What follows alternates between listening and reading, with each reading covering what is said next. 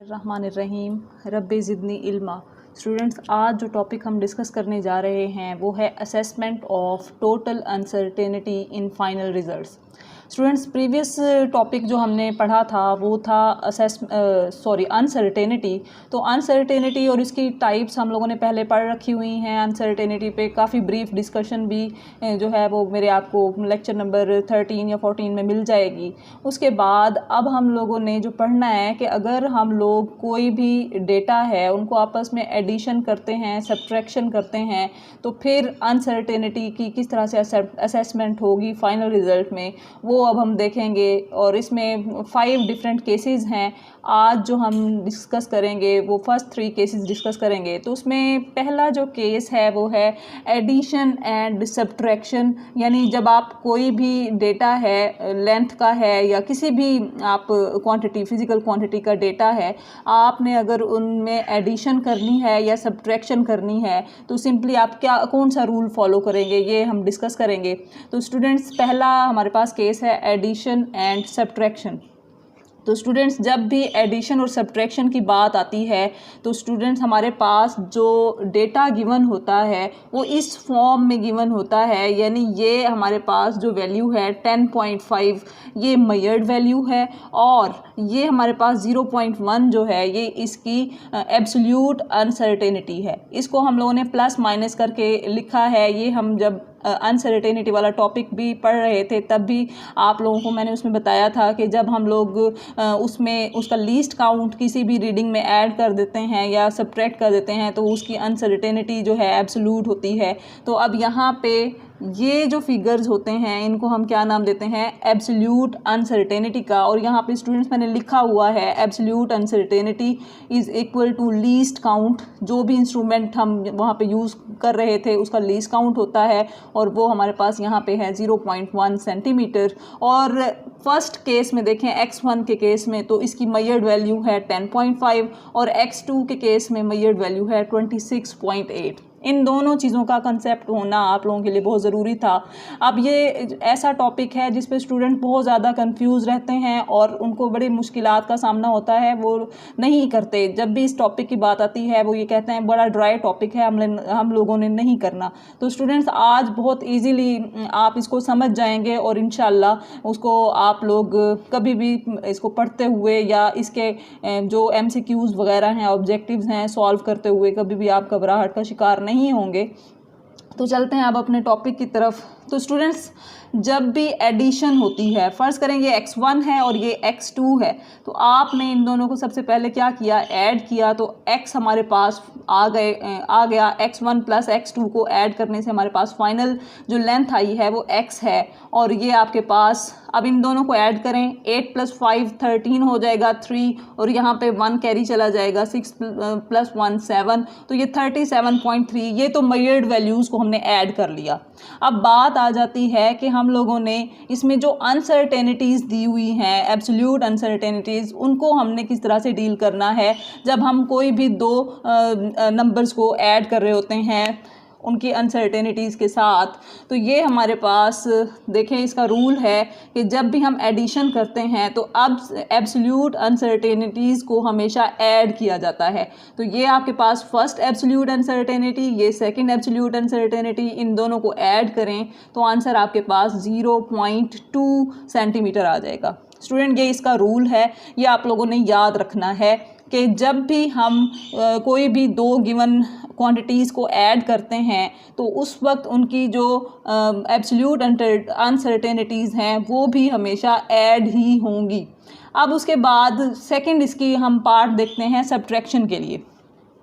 वही same data है, आप लोगों ने अब इसको क्या करना है, सब्ट्रैक्ट करना है। तो स्टूडेंट्स, हम इन दोनों को सब्ट्रैक्ट करें तो x2 - x1 फ़र्ज़ करें, इसको मैंने ज़ाहिर कर दिया है डेल्टा x से, और इस मेजर्ड वैल्यू 26.8 में से हमने क्या कर देना है, 10.5 को माइनस करना है, तो 8 माइनस 5 3 आ जाएगा 6, और यहाँ पे 2 माइनस 1 1, तो 16.3। ये तो आपका जो है ना कैलकुलेटेड आंसर है, इसमें कोई डाउट नहीं होगा।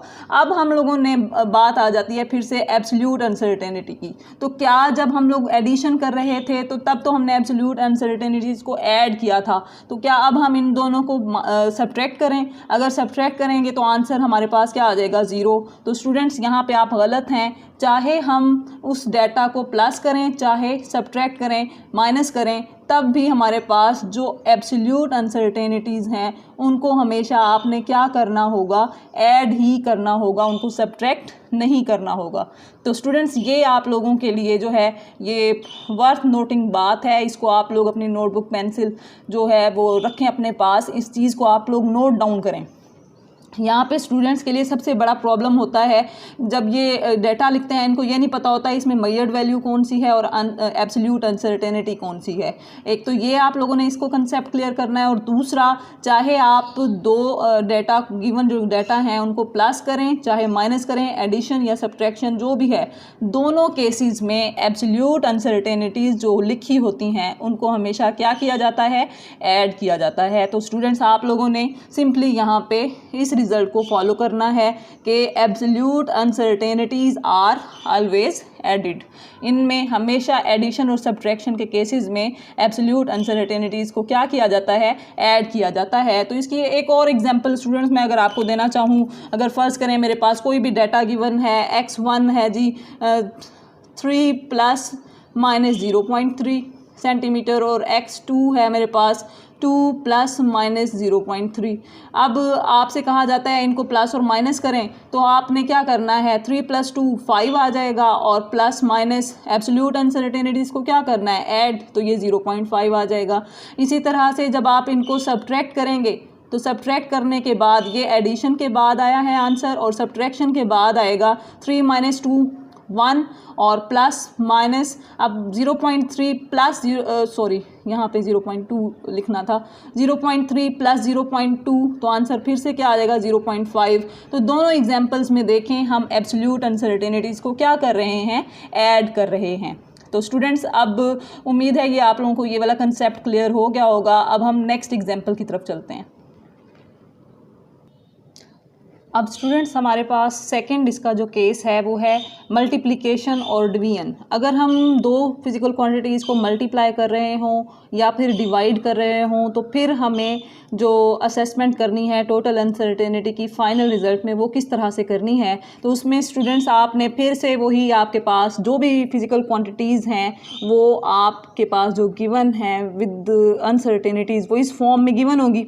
अच्छा, अब आपने क्या करना है, आपको क्वेश्चन बुक में जो दिया गया है कि आपको वोल्टेज भी गिवन है और करंट भी गिवन है, और आपसे कहा जा रहा है रेजिस्टेंस कैलकुलेट करें और फिर अनसर्टेनिटी इन रेजिस्टेंस भी कैलकुलेट करें। अच्छा, तो स्टूडेंट्स सबसे पहले आप लोगों को रेजिस्टेंस कैलकुलेट करनी है। जो फर्स्ट स्टेप आपने यहाँ पे देखना है, तो यहाँ हम लोग अप्लाई करेंगे ओहम्स लॉ। शायद आप लोगों ने 10th क्लास में पढ़ा हो, अगर नहीं पढ़ा तो फिर आप स्टूडेंट्स ये याद रखें कि ओहम्स लॉ जो होती है उसका फार्मूला है V = IR। तो यहाँ से आपने R फाइंड करना है, तो I जो है V के नीचे डिवाइड हो जाएगा, तो ये आ जाएगा V/I। अब यहाँ पे हो रही है डिवीजन, तो हम डिवीजन का केस यहाँ पे कंसीडर करेंगे स्टूडेंट्स। तो ये आप लोग देखें कि ओरिजिनल या मेजर्ड वैल्यू ऑफ रेजिस्टेंस हमने कैलकुलेट करनी है। तो रेजिस्टेंस आपके पास है वोल्टेज डिवाइडेड बाय करंट, तो वोल्टेज की measured value divided by current की मेजर्ड वैल्यू हमने लिखनी है। स्टूडेंट्स इसमें हमने अनसर्टेनिटीज़ को अभी ऐड नहीं करना, क्योंकि हम actually measured value of resistance calculate करना चाहते हैं कि इसकी मेजर्ड वैल्यू क्या आएगी, फिर उसके बाद हम अनसर्टेनिटी कैलकुलेट करेंगे। तो सबसे पहले हम मेजर्ड वैल्यू ऑफ वोल्टेज को डिवाइड कर लेंगे मेजर्ड वैल्यू ऑफ करंट पे। तो स्टूडेंट्स ये देखें आपके पास आंसर आ रहा है 6.1904। तो 6.1904 4 स्टूडेंट्स, ये जो आंसर है आपके पास ये इशारिया के बाद 4 आपके पास डिजिट्स गिवन हैं। तो हम चूँकि अब यहाँ पे हम अप्लाई करेंगे सिग्निफिकेंट फिगर्स वाला रूल। आप लोगों को याद होगा कि जब हम सिग्निफिकेंट फिगर्स का टॉपिक पढ़ रहे थे तो हमने डिस्कस किया था जब भी मल्टीप्लिकेशन और डिवीजन होती है तो हम सबसे कम नंबर ऑफ सिग्निफिकेंट फिगर्स वाले फैक्टर के मुताबिक आंसर को रखते हैं। तो यहाँ पे भी सिग्निफिकेंट फिगर्स 2 हैं, नीचे भी सिग्निफिकेंट फिगर्स 2 हैं, तो इसलिए हमारे पास आंसर जो है वो भी 2 सिग्निफिकेंट फिगर्स तक ही आना चाहिए। तो आपके पास आंसर क्या आना चाहिए? 2 सिग्निफिकेंट फिगर्स तक। तो हम यहाँ पे अब इसको राउंड ऑफ करेंगे स्टूडेंट्स। आपको पता है कि ये आपके पास लास्ट रिटेनिंग डिजिट 1 है, फर्स्ट ड्रॉपिंग डिजिट 9 है। 9 जो है वो 5 से ग्रेटर है, तो इस वजह से फिर हम यहाँ पे क्या करेंगे स्टूडेंट्स, इसको राउंड ऑफ करेंगे और आपके पास आंसर आ जाएगा 6.2 ओहम्स। ठीक है स्टूडेंट्स, ये आप लोगों के पास आंसर आ जाएगा, रेजिस्टेंस की मेजर्ड वैल्यू आ जाएगी 6.2 ओहम। अब उसके बाद सेकंड स्टेप हमने करना है परसेंटेज अनसर्टेनिटी कैलकुलेट करनी है वोल्टेज में। तो वोल्टेज की वैल्यू आपको गिवन है, वोल्टेज की एब्सोल्यूट अनसर्टेनिटी जो है ये आपके पास क्या है? एब्सोल्यूट अनसर्टेनिटी, ये मैंने एडिशन और सब्ट्रैक्शन वाले टॉपिक में बता दिया है। Absolute uncertainty divided by measured value 5.2 है, मल्टीप्लाई बाय 100, ये फार्मूला आप लोगों को अनसर्टेनिटी वाले टॉपिक में मैंने बताया था। तो अब यहाँ पे 0.1 divided by 5.2 multiply by 100, answer आपके पास क्या आ रहा है? 1.92। अब स्टूडेंट फिर से इसको हम क्या करेंगे? राउंड ऑफ करेंगे। आपको पता है कि इसमें कम से कम नंबर ऑफ सिग्निफिकेंट फिगर्स कितने हैं? 1। तो आपके पास आंसर भी 1 सिग्निफिकेंट फिगर तक आना चाहिए, विच इज़ अब आप 1.92 को राउंड ऑफ करेंगे तो 1.92 में आप देखें कि आपके पास 9 जो है ये फर्स्ट ड्रॉपिंग डिजिट है, 5 से ग्रेटर है, तो इसलिए आप इसको जो प्रीवियस लास्ट रिटेनिंग डिजिट है उसमें 1 का इजाफा कर देंगे, ऐड कर देंगे 1, तो 1 + 1 2% आपके पास आंसर आ जाएगा स्टूडेंट्स। और ये भी याद रखें कि जब भी हम अनसर्टेनिटीज़ को लिखते हैं उसको हमेशा 1 सिग्निफिकेंट फिगर तक ही लिखते हैं, ये एस्टिमेट होता है। उसके बाद नेक्स्ट हमने देखना है परसेंटेज अनसर्टेनिटी इन करंट। तो फिर से वही formula, absolute uncertainty divided by measured value 0.05 divide by 0.84 और तो ये आपके पास मल्टीप्लाई बाय 100, तो आपके पास आंसर आ जाएगा 5.95 इज जो इसको आप राउंड ऑफ करेंगे 1 सिग्निफिकेंट फिगर तक, फिर से आंसर आपके पास 6% आ जाएगा। अब स्टूडेंट्स हमने क्या करना है? टोटल अनसर्टेनिटी कैलकुलेट कर लेनी है, और टोटल अनसर्टेनिटी रेजिस्टेंस में तो यहाँ पे अब हम लोग अप्लाई करेंगे rule assessment of total uncertainty का। तो स्टूडेंट्स याद रखें, जब भी मल्टीप्लिकेशन होती है या डिवीजन होती है तो परसेंटेज अनसर्टेनिटीज़ को ऐड किया जाता है। एडिशन और सब्ट्रैक्शन में एब्सोल्यूट अनसर्टेनिटीज़ को ऐड किया जाता था, और अब जो हम डिस्कस कर रहे हैं रूल उसमें परसेंटेज अनसर्टेनिटीज़ को ऐड किया जाता है। तो percentage uncertainty in voltage plus percentage uncertainty in current, इन दोनों को प्लस करेंगे तो 6% + 2% आंसर आपके पास आ जाएगा 8%। ये टोटल अनसर्टेनिटी आ जाएगी रेजिस्टेंस में। ठीक है स्टूडेंट्स, अब हम लोगों ने लास्ट स्टेप करना है, इसको इसी फॉर्म में लिखना है जिस फॉर्म में करंट और वोल्टेज को लिखा गया है। तो अब हम इसको कैसे लिखेंगे? इसको स्टूडेंट्स हम लोगों ने क्या करना है, ये आपके पास आ जाएगा अनसर्टेनिटी इन रेजिस्टेंस। तो ये आपके पास आ जाएगा एक्चुअल वैल्यू या मेजर्ड वैल्यू ऑफ रेजिस्टेंस कितनी आई है? 6.2 और +-8%। ठीक है स्टूडेंट्स, और जब हम इसको लिखेंगे 8% का क्या मतलब है? 8% ऑफ 6.2, तो आप इसको लिखेंगे students 6.2 +-8 divided by 100 multiply by 6.2, तो आपके पास जो आंसर आएगा वो हम लोग कैलकुलेशन के बाद, अब यहाँ पे आंसर लिखेंगे तो कैलकुलेशन के बाद आंसर आपके पास आएगा 6.2 +-0.5। 0.5। ये आंसर आपके पास स्टूडेंट्स पहले आता है 0.49।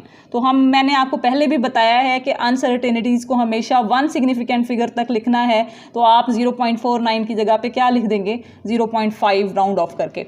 ठीक है स्टूडेंट्स, उम्मीद है ये मल्टीप्लिकेशन और डिवीजन का टॉपिक भी समझ आ गया होगा कि यहाँ हम मल्टीप्लिकेशन कर रहे थे, जब हम यहाँ हम डिवीजन कर रहे थे। जब हम मल्टीप्लिकेशन करेंगे तब भी हमने इन्हीं रूल्स को फॉलो करना है। पहले एक्चुअल या मेजर्ड वैल्यू कैलकुलेट करनी है, फिर परसेंटेज अनसर्टेनिटी जितनी फिजिकल क्वांटिटीज़ दी गई हैं उनकी कैलकुलेट करनी है, और एंड में हमने टोटल अनसर्टेनिटी जो हमें कहा गया है उसकी कैलकुलेट कर लेंगे तो आपके पास आंसर आ जाएगा। अभी मैं आपको एक एग्जाम्पल दे देती हूँ और उसको आप लोग जो है उसका आंसर बताइएगा मुझे।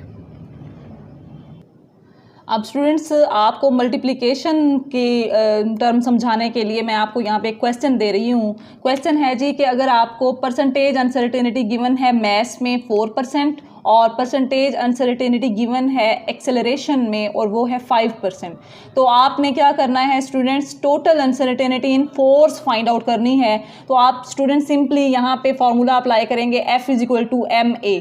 तो आप लोगों ने ये न्यूटन्स लॉ पढ़ा हुआ है, F=ma।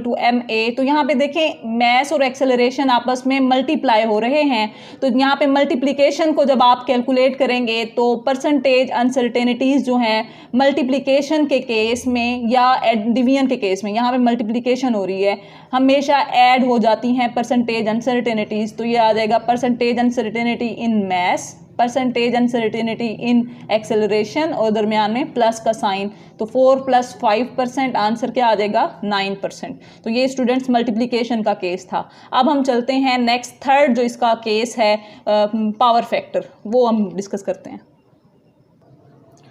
अब स्टूडेंट्स हम लोग थर्ड इसका केस डिस्कस करेंगे और थर्ड केस इसका है पावर फैक्टर। यानी हम कोई ऐसा अगर फिजिकल क्वांटिटी ले रहे हैं जिसमें पावर भी आ रही है, तो उस केस में फिर हम क्या करेंगे, हम परसेंटेज अनसर्टेनिटी को मल्टीप्लाई कर देंगे उस पावर के साथ, तो हम लोग जो है वो टोटल अनसर्टेनिटी कैलकुलेट कर सकते हैं। तो इसकी एक एग्जांपल है स्टूडेंट्स कि आपसे आपकी बुक में जो गिवन है कि आपसे कहा जाता है कि वॉल्यूम ऑफ स्फीयर कैलकुलेट करें, और आपको रेडियस जो है उसका डेटा गिवन है। रेडियस का आपको बताया गया है कि उसकी जो मेजर्ड वैल्यू है वो 2.25 है और उस जो इंस्ट्रूमेंट का लीस्ट काउंट है वो 0.01 है। अपेरेंटली नज़र आ रहा है ये वर्नियर कैलिपर्स का लीस्ट काउंट है। तो आपको स्फीयर का जो वैल्यू दी गई है विद अनसर्टेनिटी वो है 2.25 ± 0.01 सेंटीमीटर। तो स्टूडेंट्स अब हमने क्या करना है, आपको यहाँ पे एब्सोल्यूट अनसर्टेनिटी भी पता चल गई और मेजर्ड वैल्यू भी पता चल गई। अब यहाँ पे हम वॉल्यूम कैलकुलेट करेंगे। तो मेजर्ड वैल्यू ऑफ वॉल्यूम, हम वॉल्यूम ऑफ स्फीयर का फार्मूला आप याद रख लें, 4/3 πr³। ये स्टूडेंट्स वॉल्यूम का फार्मूला है, याद रखें। और वॉल्यूम को मैंने यहाँ पे V को थोड़ा सा कर्व किया है ताकि आपको पता चले कि प्रीवियस एग्जांपल में हम वोल्टेज लिख रहे थे तो सिंपल V लिख रहे थे, और वॉल्यूम यहाँ पे थोड़ा सा कर्व किया है कि दोनों में फ़र्क पता चले आपको। अब उसके बाद हमने इसको कैलकुलेट किया, फार्मूला अप्लाई किया, 4/3 × 3.14। तो यहाँ नोट करें मैंने 2.25 का क्यूब लिया है, ± 0.01 नहीं लिया, क्योंकि अभी मैं सिर्फ मेजर्ड वैल्यू कैलकुलेट कर रही हूँ वॉल्यूम की, और उसके बाद फिर अनसर्टेनिटी उसमें फाइंड आउट की जाएगी। तो स्टूडेंट्स आप लोगों ने पहला स्टेप करना है मेजर्ड वैल्यू कैलकुलेट करने के लिए, और इसमें सारी कैलकुलेशन देखें। अब यहाँ पे आपने स्टूडेंट्स कंफ्यूज नहीं होना, आपके पास आंसर आ रहा है 47.68875। तो इसको आपने कितने सिग्निफिकेंट फिगर्स तक राउंड ऑफ करना है, तो आपने ये नहीं देखना कि 4 में 1 सिग्निफिकेंट फिगर है, 3 में 1 है, 3.14 में 2 है। तो स्टूडेंट्स याद रखें ये 4/3 पाई जो हैं ये तीनों कॉन्स्टेंट्स हैं, और कॉन्स्टेंट्स में जो नंबर ऑफ सिग्निफिकेंट फिगर्स होते हैं वो इनफाइनाइट होते हैं। ये स्टूडेंट्स आप लोग याद रखें, ये ऑब्जेक्टिव में भी बात पूछी जा सकती है। तो 4/3 और पाई ये तीनों, इनमें सिग्निफिकेंट फिगर्स की तादाद इनफाइनाइट है। तो कम सिग्निफिकेंट फिगर्स की तादाद किस में है, इस रेडियस में, और वो है 1, 2 और 3। 3 सिग्निफिकेंट फिगर्स तक हमने इस आंसर को राउंड ऑफ करना है। तो आंसर आपके पास 47 अब यहाँ पे 6 है, 6 इज़ ग्रेटर देन 47.6, यहाँ तक 3 सिग्निफिकेंट फिगर्स बन रहे हैं तो आपने 3 सिग्निफिकेंट फिगर्स तक इसको राउंड ऑफ करना है। ये आपके पास यहाँ तक 3 सिग्निफिकेंट फिगर्स बन रहे हैं, इसको राउंड ऑफ करेंगे तो 8 यहाँ पे गिवन है, 8 इज़ ग्रेटर देन 5, तो आपके पास जो प्रीवियस डिजिट है यानी लास्ट रिटेनिंग डिजिट उसमें आप 1 प्लस कर देंगे तो 6 + 1 7 आ जाएगा। तो आपने यहाँ पे क्या कर लिया, राउंड ऑफ भी कर लिया अप टू 3 सिग्निफिकेंट फिगर्स।